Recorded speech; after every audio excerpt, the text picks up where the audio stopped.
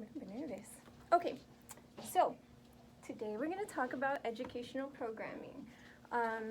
Specifically, I wanted to share 3 resources that I used to use when I was teaching that helped me plan lesson planning that I think will be helpful when planning a library program. So our objectives for today are going to be, by the end of the presentation, you should be able to access, search for, and locate the state standards relevant to your programming. You should be able to access and utilize C-Scope for supplemental materials, and you should be able to access and utilize ERIC for lesson plans and supplemental materials. Okay, why is this important? Why do I think it's worth talking about? I believe that oh man, hi. That adding the educational element and really focusing on that is a value-added measure for our patrons. So patrons come to the library for enrichment. The library is kind of like a place that you associate with education and learning, and when you attend a library program, you expect it to be kind of supplemental to maybe what you're learning in school and things of that nature. I also think it could be helpful with marketing and promotion. It could be just that one extra thing. Why should you come to this program? Because it can help your child in school, and I can prove it because it's aligned to the state standards. Okay, so I've said state standards like 8 times now. What are the state standards? So in the state of Texas, we have the Texas Essential Knowledge and Skills. It's what we as teachers are required by law to teach students, and it's what students are required by law to be able to show their knowledge in these areas. So I think that these things can be used on our side to help us know what students are learning in school, because I mean a lot of us are pretty removed from that, or you know, if we don't have children in school, we might not exactly know what's going on in the classroom and how we can implement that into our programming. And it's also really good for writing objectives. So we're going to go through it really quickly. I typically just Google TEKS, and it's the first one that comes up. You don't want to Google TEA, because that's tea, and it'll come up with just like green tea and stuff like that.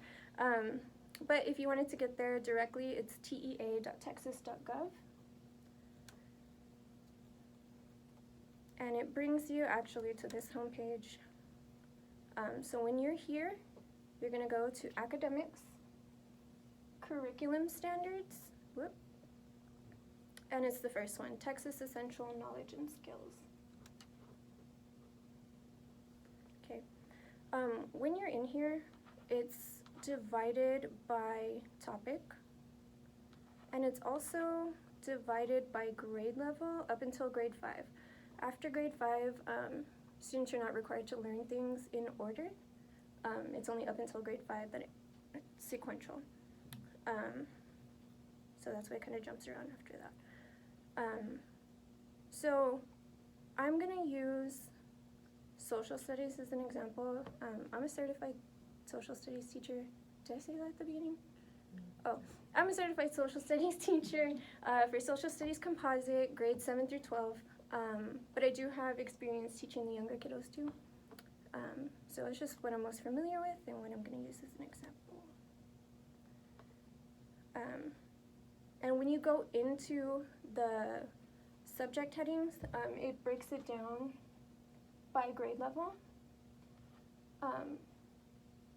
Catherine and I did a program yesterday called Innovative Inventors, and I just know where it is. Like if you were going to try to utilize this as a resource, you would probably have to go through and look at it a little more closely within the subject headings, but I know where this is. So it's going to be in World History Studies.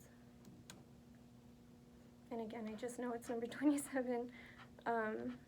But once you get into the state standards, there's all kinds of stuff in here. This is exactly what teachers follow to base their lesson plans on throughout the year.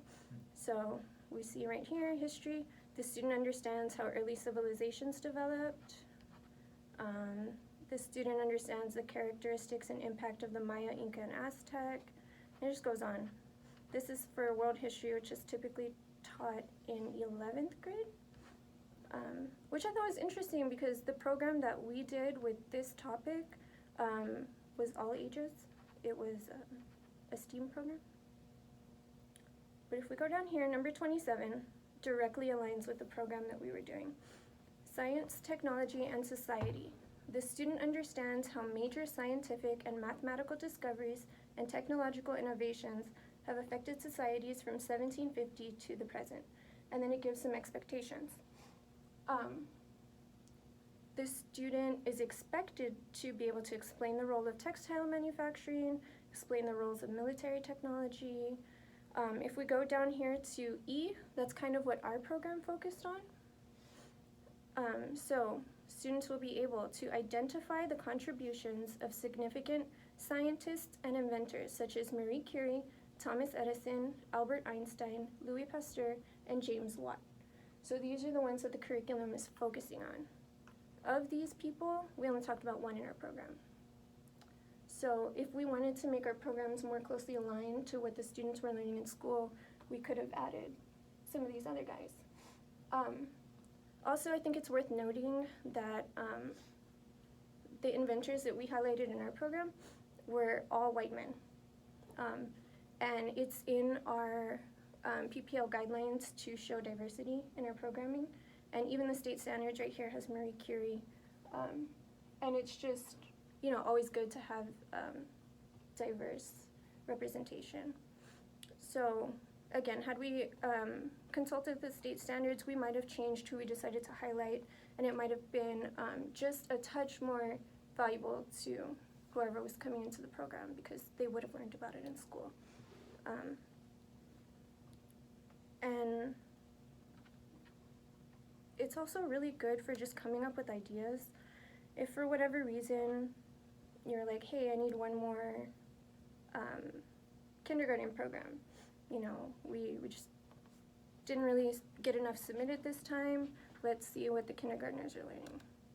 Could click on kindergarten. Right here, right off the bat,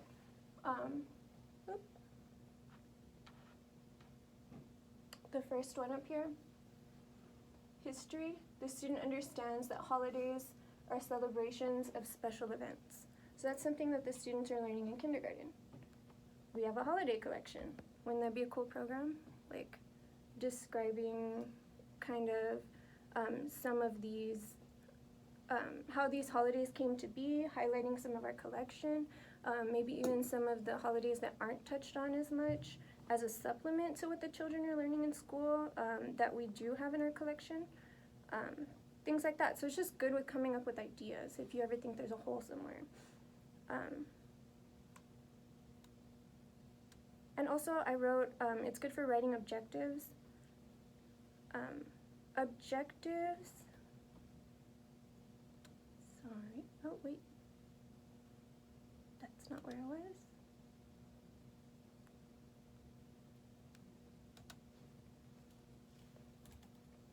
Okay, so I had objectives. Objectives are your guiding principles of what your program is going to be about. Why should you come to this program? What are you going to get from this program? And I think it's really beneficial when you know where you're going at the start of a program. So objectives are written in a way where it gives the expectation of the student. And there's typically like action words like we're going to analyze, we're going to create, we're going to identify. And it's kind of broken up into your lower level thinking and your higher level thinking. So lower level is going to be things like observing and identifying, which your upper level is going to be creating and analyzing. So if you have an observation element in your program, you're probably also going to want a creation element in your program, and that's just going to kick it up that extra notch. And this is good for helping you word your objectives. Let's go to career and technical education, because it's actually in our PPL guidelines, that teen programming should focus on career and technical education. So right here, identify career development, apply the competencies, demonstrate knowledge of. So these are the action words that you kind of use for your objectives.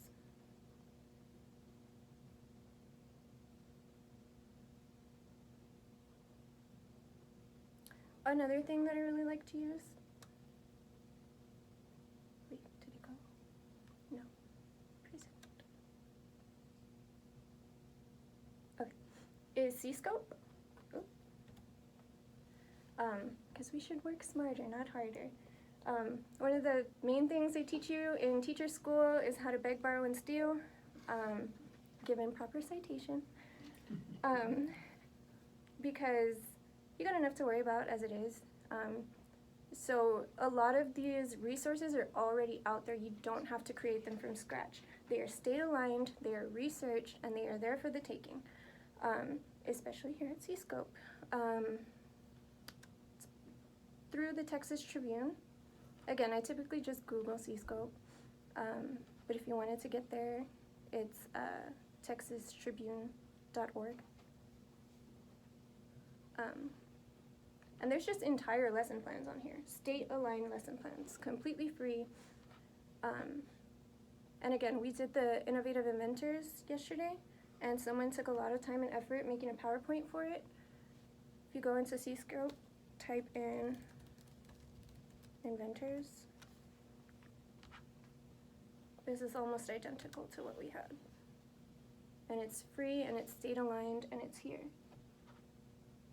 without any effort.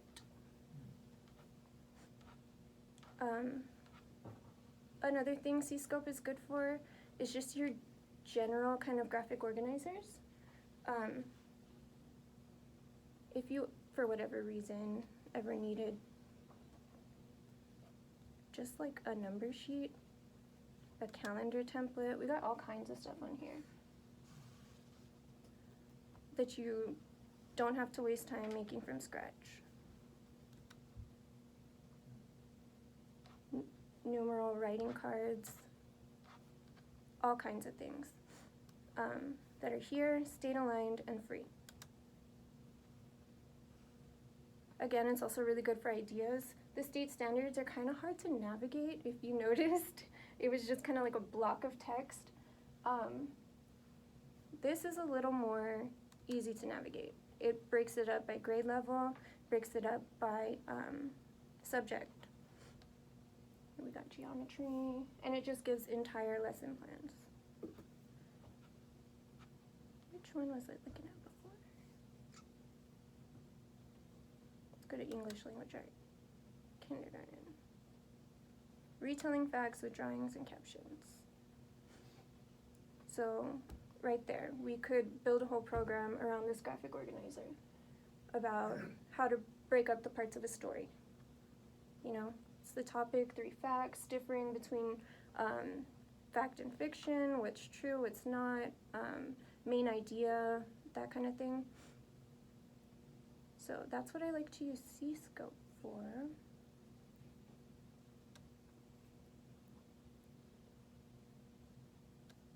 Any questions? Is it, you said it's the Texas Tribune, is that just for Texas? I'm assuming it's kind of Yeah, it's state. intended for Texas teachers. Yes, it's aligned to the Texas state standards. So it's easy to come up with programs and lesson plans for like STEAM-related stuff, but oftentimes we have for children a lot of craft programs, which is hard to incorporate like an educational element to it other than you're learning something. Is there something on there, like ideas? Because sometimes our early, I have to look at the title, like STEAM is all ages. Yeah. So you have to incorporate something for an itty bitty baby while also having something for adults and kids that are able to be independent. So I find that one of the more difficult things to do is, other than just coloring, what other things that we can incorporate. And you don't have to answer, I'm just kind of brainstorming out. But I was wondering if there was I noticed that there was not necessarily a fine arts one, but is there one that specifically post anything about like art? On this one, no, but on the state standard, yes, because kids do still learn art in school. Yeah. Thank goodness. There's also a whole section for pre-kindergarten guidelines. Huh. And these are the state-aligned standards for pre-K, infant, toddler, and 3-year-old early guidelines.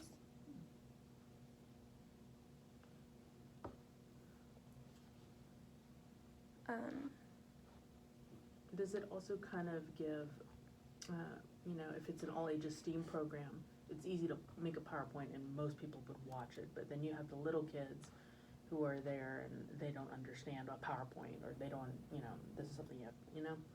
That's definitely difficult. So I wouldn't know how to like teach that age range. You guess you can give them crayons and a pen, piece of paper to color, but it's always difficult to kind of teach, it's just how we section off that age level. It's all ages. So that I find all ages difficult just in general because, a 12th grader getting ready to start their college level education and someone who is still learning fine motor skills is kind of hard to teach to all ages.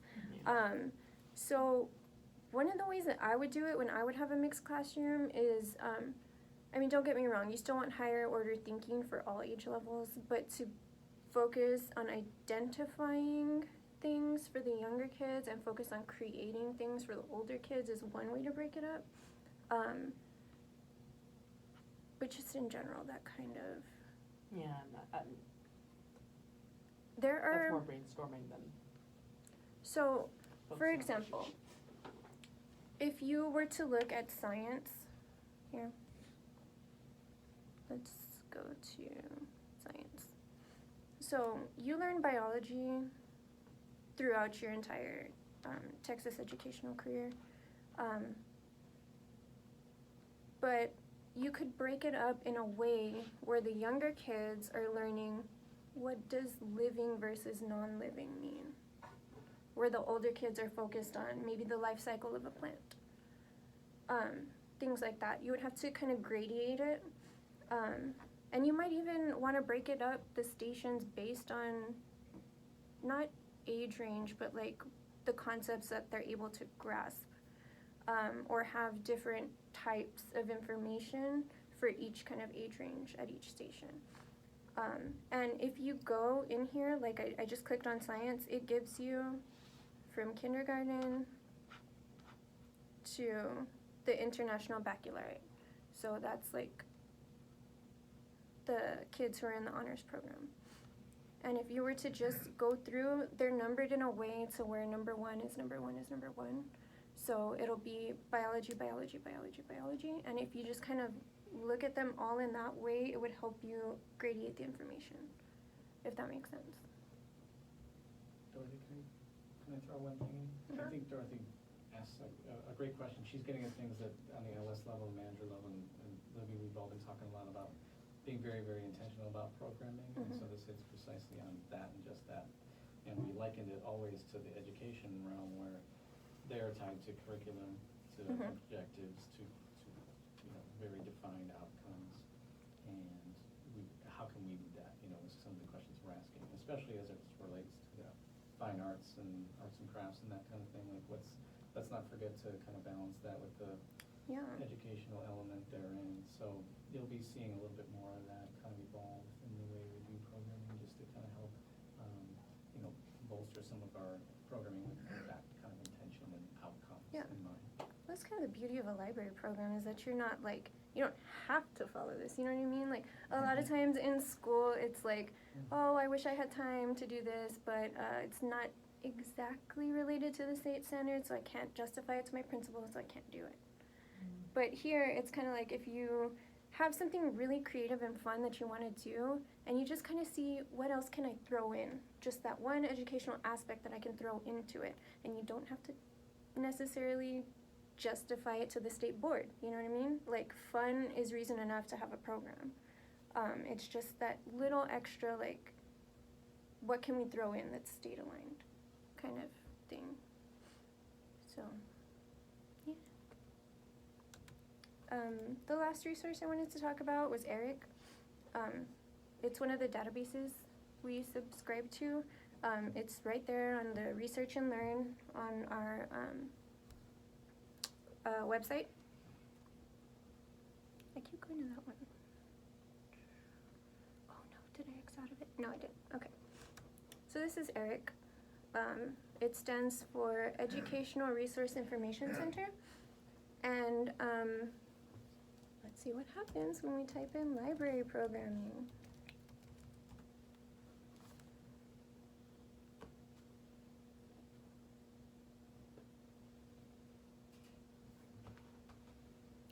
Bam, bunch of research about library programming and how to add the educational aspect to it. And there's just all kinds of stuff for you to peruse in here. I mean, public library programs and accommodations for deaf and hard of hearing children.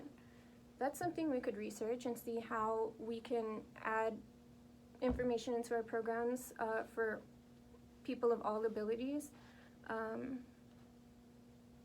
All kinds of stuff in here. If you just were interested in targeting a specific group that you wanted to have a program for, or just to peruse, I mean, you can always learn and add things that you learn into your programming, how to make a better program.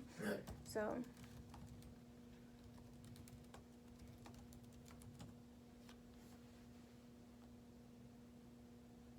I type in library programs for teens, mystery theater. That sounds cool. You know, just taking the time to There's an old picture of a teen mystery night on the refrigerator upstairs. Oh, cool. Pictures, yeah. It used to be an annual event. That's And it was awesome. fun. It was awesome. Or you could put in and STEAM. Or And anything something like for that. seniors, for anything. And it just,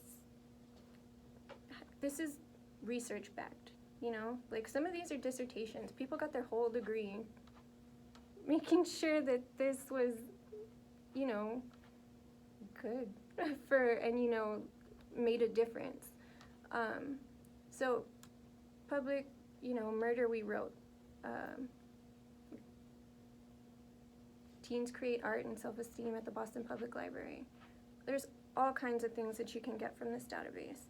And on the surface, it is mainly for teachers. So if you just filter it by the library things, excellence in library services to young adults. Oh, actually, that's a book.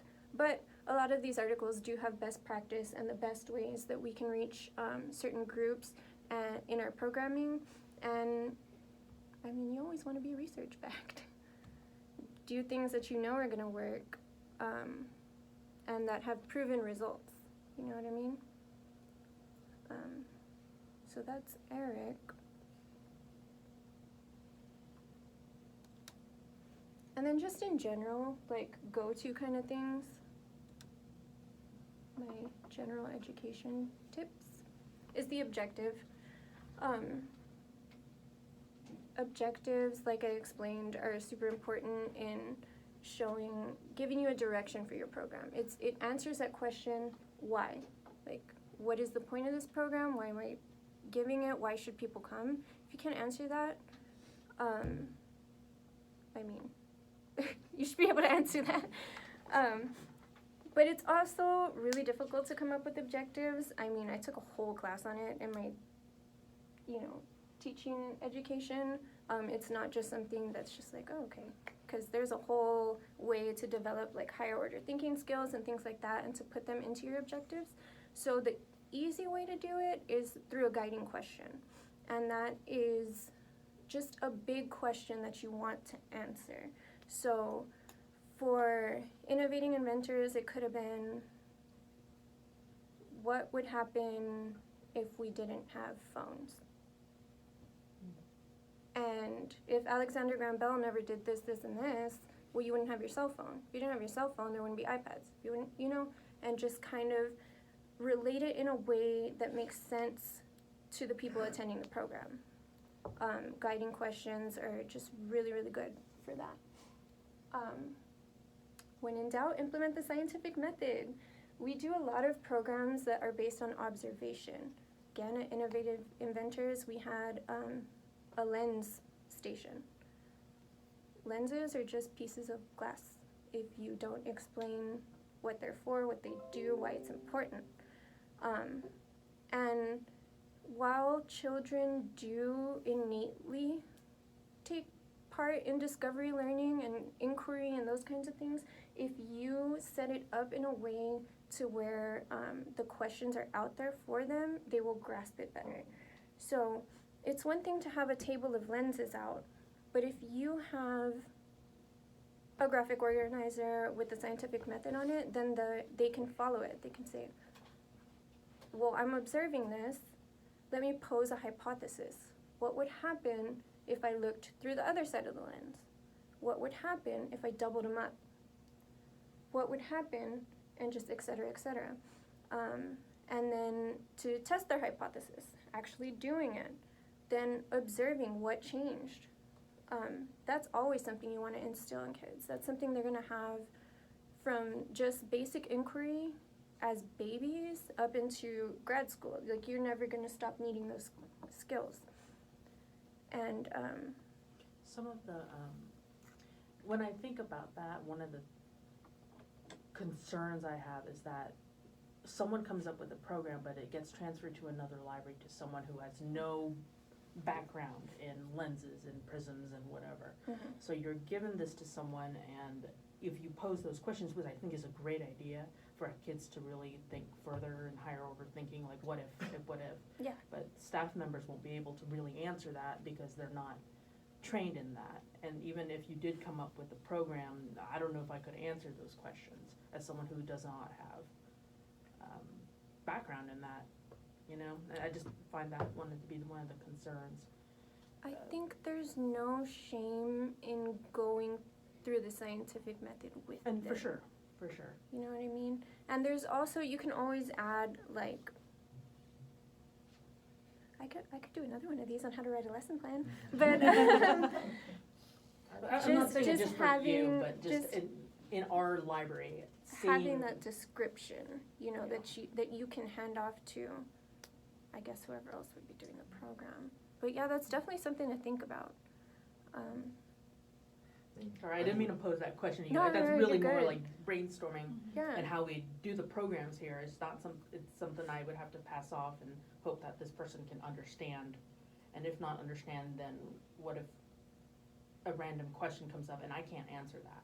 I definitely That's get always that. kind of a fear for me anyway. And then it goes to tracking down the person who suggested it, and if they're no longer Yeah. with the system. It's because we come up with these programs because we have a passion for whatever it is that we pose. I mean, like you did It's true. the watercolor thing. Mhm. You know, like If I tried, if I would have taught the watercolor class, I wouldn't have given it all of the background that you had. You know what I mean? And so that's going to be difficult. It's hard to hand off when you're team teaching, to hand off your lesson plan to another teacher and expect them to interpret it in a way that you intended for it to be interpreted.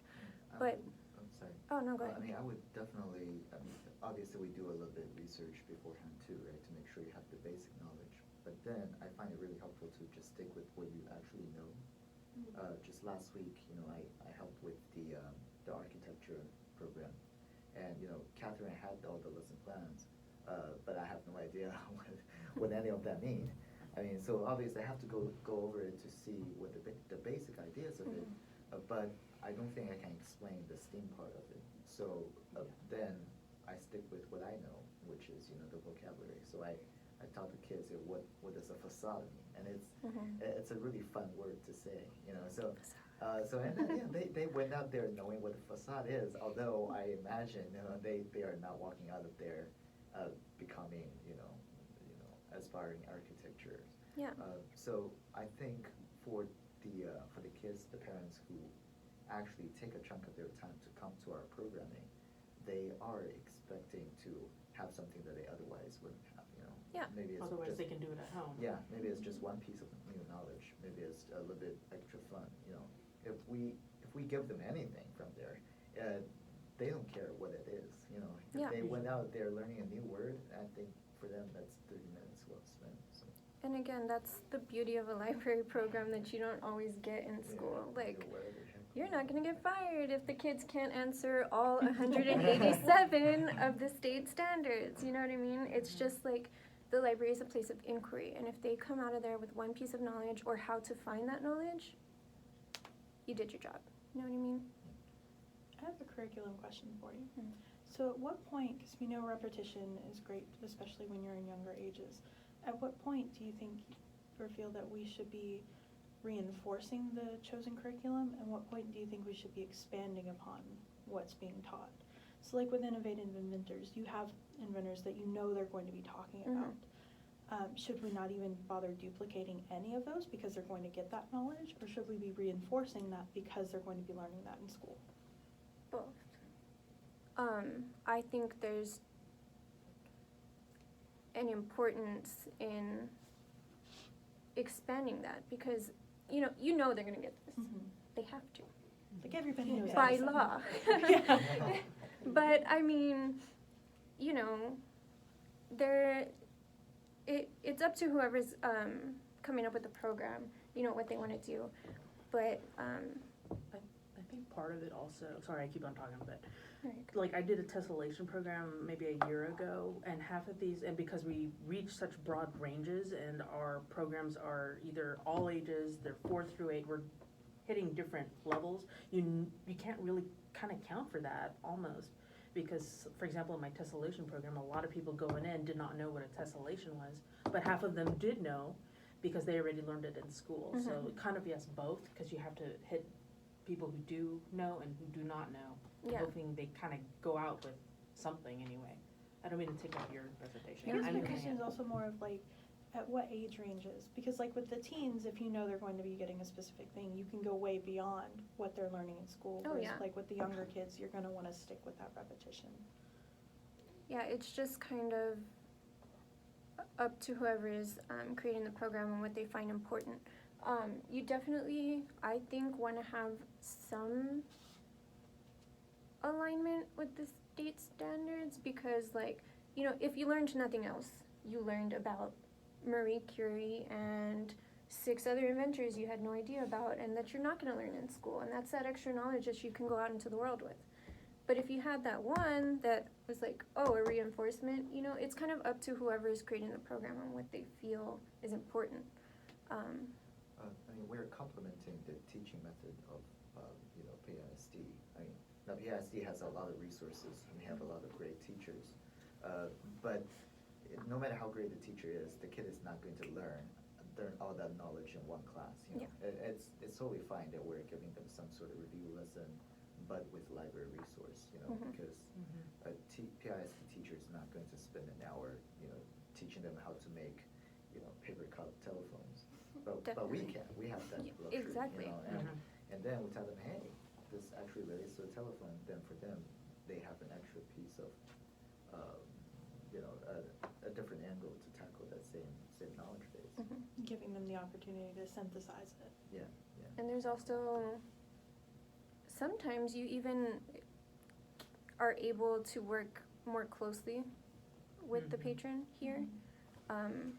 When you're a teacher, you have to worry about everyone's needs, 35 kids, and, especially in like kindergarten or something, like so-and-so had an accident and he needs to go out for reading tutoring. Oh, this one's getting picked up for a doctor's appointment, and that, it's almost lunchtime, you know what I mean? Yeah. Someone's crying. I think another argument for the value of repeating/extending is this may be the only opportunity that kid has a parent with them Yeah. to demonstrate that they know something Oh, about yes, this. Exactly. absolutely. So that's a huge advantage. Yeah. For sure. And I think it can be very gratifying for a child to realize that there's a whole world of other people out there that know some of the same things you do and are equally interested in the things that you're learning about. I mean, that was just mind-blowing for me as a little girl. And people know stuff, and they Knowledge can is share it power. with me. Yeah. Yeah, one of the things I like to do in all age programs is have things that are written, and if someone can't read, they're just gonna skip over it, and that's fine. But one way, since parents know their kids, reading level, not reading level, but they know where they're at. having the parents teach the kids, like having them have an opportunity to do that and like read aloud or explain. Like Mhm. if you give parents some facts or things to go off of, they will kind of create little mini lessons for their kids. Yeah, definitely. That's what happened with in Innovating Inventors again yesterday. That family were creating their own circuit Oh yeah. with all the things, like in a whole Mhm. 5-person thing, and that wasn't written anywhere. And so, yeah. And just the last thing I wanted to touch on was, again, the higher order thinking, identifying and observing versus creating and analyzing. If you wanted to hit that higher level, it's going to be creating something or saying, why did that happen? And that completes my presentation. So, Thank you. thank you all for coming.